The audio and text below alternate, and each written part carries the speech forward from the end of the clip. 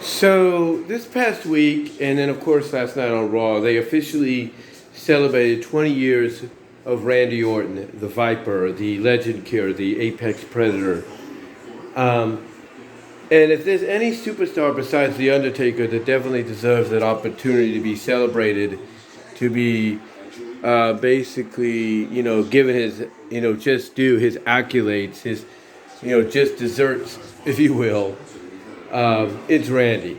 To me, Randy is one of those guys that, when he first debuted, because he debuted the same year on the main roster from OVW that Batista and John Cena debuted in. And, I think I think we really have to give WWE credit where it's due, all right? Everybody nowadays looks at AEW and they say, well, Tony Khan had a plan.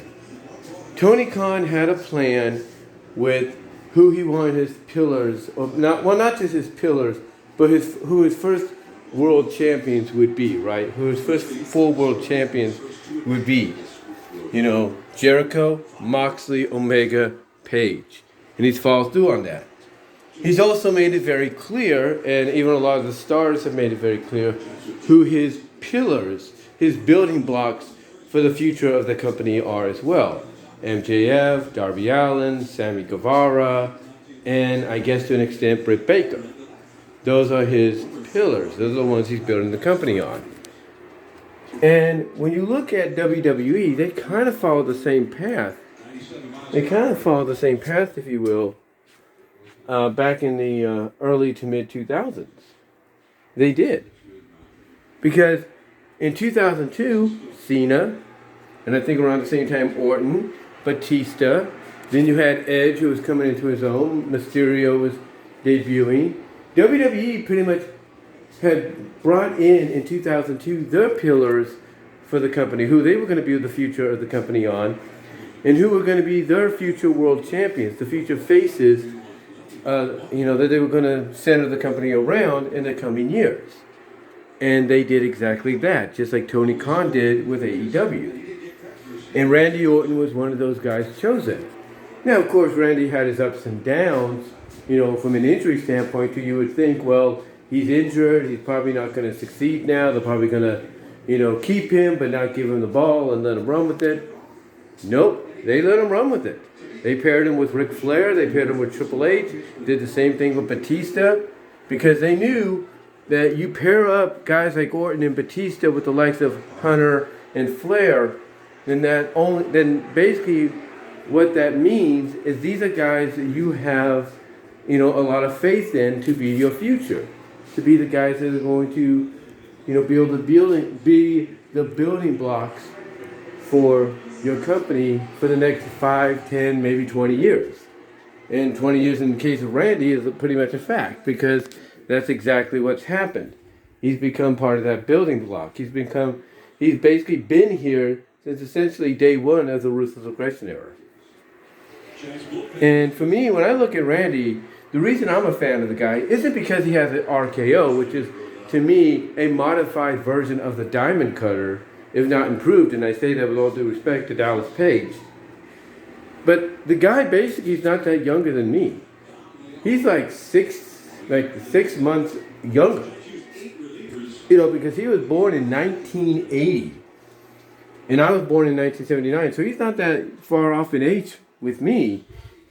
And I think that's why I like the guy. I think that's why I respect what he's capable of doing, because, a guy like him in his 40s, in his early to mid 40s, like let's say me, you think they would want to slow down a little bit. You think they would want to, ease up on the schedule and say, hey, I want to take my time. I don't want to be full time anymore. I want to enjoy life and all that, preserve my career, right?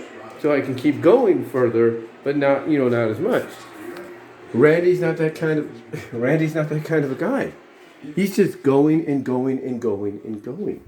And it's tremendous. It is awesome. I mean, the opportunity to see him in person at New Year's Revolution in the match with him and Edge against DX was great. It was a great matchup. Very good match. I'm not going to deny that. And, and here's the thing about Randy. He also falls into that category that Triple H fell into for me. And that category is whether he's a heel or he's a face. I was always behind him. I always was a fan. It didn't matter to me whether or not you aligned him with the Authority, whether you made him the leader of Legacy, whether he was an Evolution, and all that, or you tried to reform Evolution, and all that. I always remained a fan because when you listen to how the fans react towards Orton, either way, depending on what side of the coin he was on, they cheered him. They loved him. They popped for him.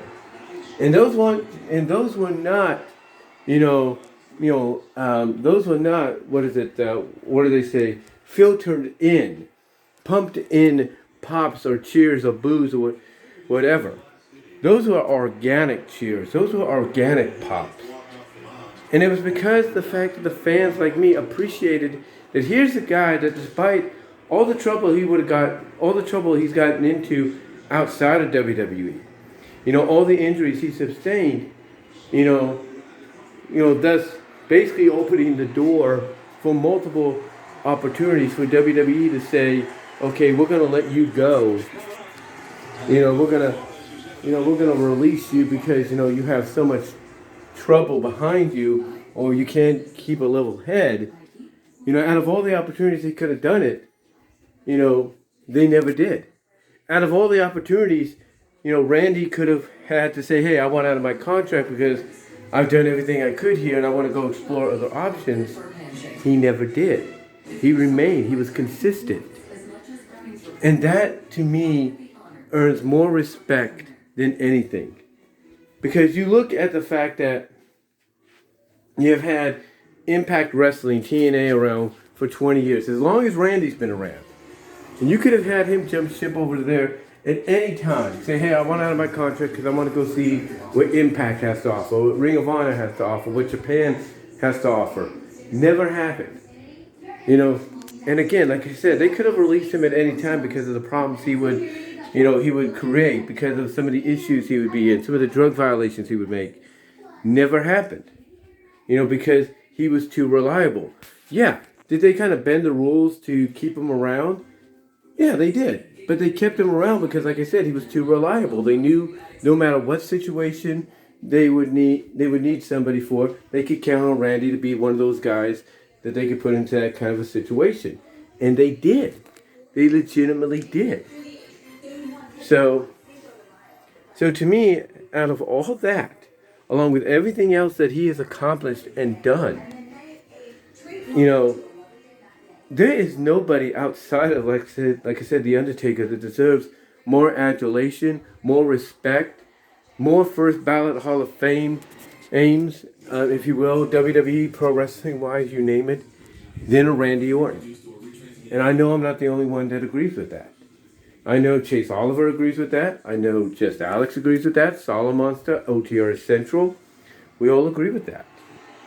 So, to me, if there's anybody that deserves, these accolades, deserves celebration, deserves to be congratulated, given, his just due and everything, heck, even deserves to have a freaking statue in his honor that they usually say for Hall of Fame inductees and all that.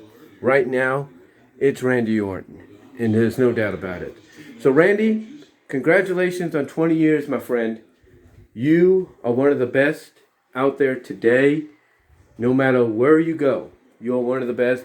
And you know what? I hope as a thank you, and I know this might upset people, I hope they give you one more run at the top as world champion. Because you know what? If anybody deserves one last run as Universal Champ or World Champ, it's you. So, congratulations, Randy. Guys, let me know what your thoughts are on Randy Orton's 20-year career. What are your memories of him? Comment below. Live chat during the premiere, where super chats and super stickers are open and would be appreciated. And until next time, guys, I am out. And again, congratulations, Randy. You've earned it. You deserved it.